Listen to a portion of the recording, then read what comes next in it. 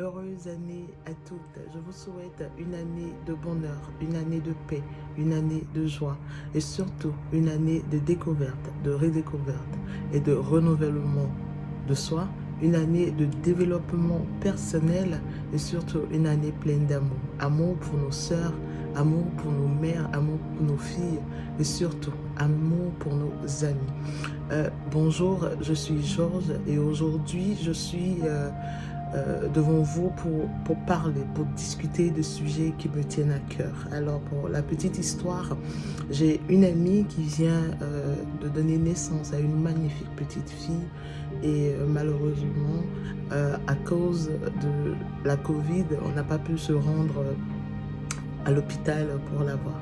Alors on était obligé d'attendre qu'elle rentre chez elle pour qu'on puisse aller lui dire bonjour.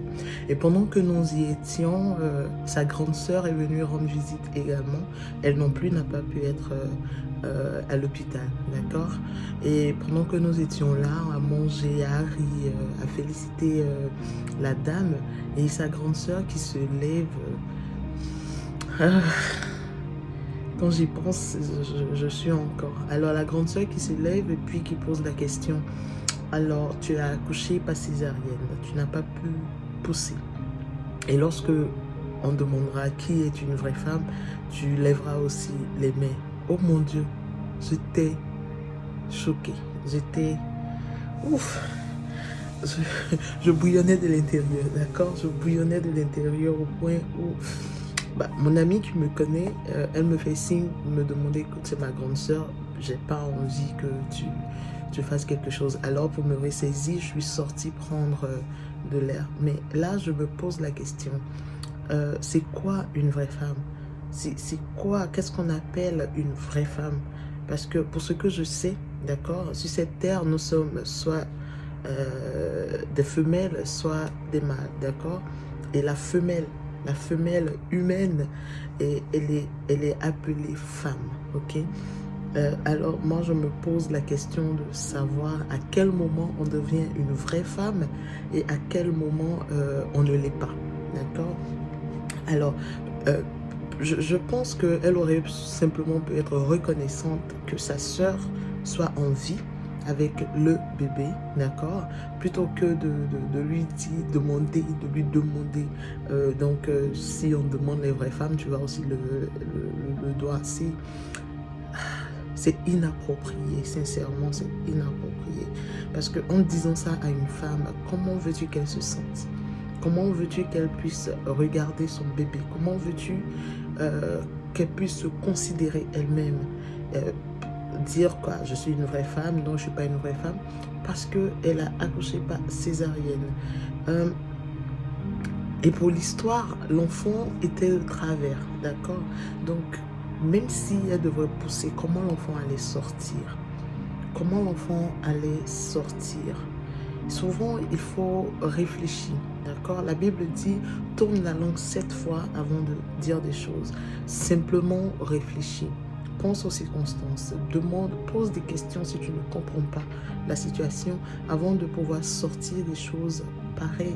Une femme qui vient de mettre au monde un enfant, qui a porté une grossesse pendant 9 mois et elle a eu son enfant, que ce soit par césarienne, que ce soit par voie basse, elle a eu son enfant. Elle a eu son enfant. Alors pourquoi venir lui demander si elle est une vraie femme ou pas? Est-ce que ça s'écrit sur le front de quelqu'un? Oh écoute, tu as accouché par césarienne. Oh non, toi, tu as accouché par voie basse.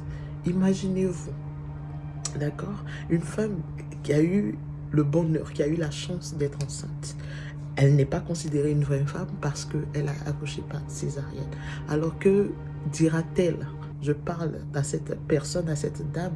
Que dira-t-elle si sa sœur, pour des conditions médicales, n'avait même pas pu enfanter, ne pouvait même pas tomber enceinte? Elle ne va pas considérer cette personne même comme une humaine. Elle ne va pas la considérer comme une humaine. Sérieusement, il est temps de réfléchir, d'accord? De penser à ce qu'on peut dire à quelqu'un, à ce qu'on peut dire, pense. Elle vient d'accoucher et tous ces hormones-là sont encore en elle. Elle peut passer par un stress pas possible. On détruit la vie des gens avec des paroles qu'on leur donne sans réfléchir. Sérieusement, il est temps qu'on apprenne à apprécier la vie. Il est temps, peu importe comment une personne décide de mettre au monde, on n'a pas le droit de lui dire si elle est une vraie ou une fausse femme. Parce que pour ce que je sais, pour la définition basique, une femme, elle a un vagin, elle a un utérus.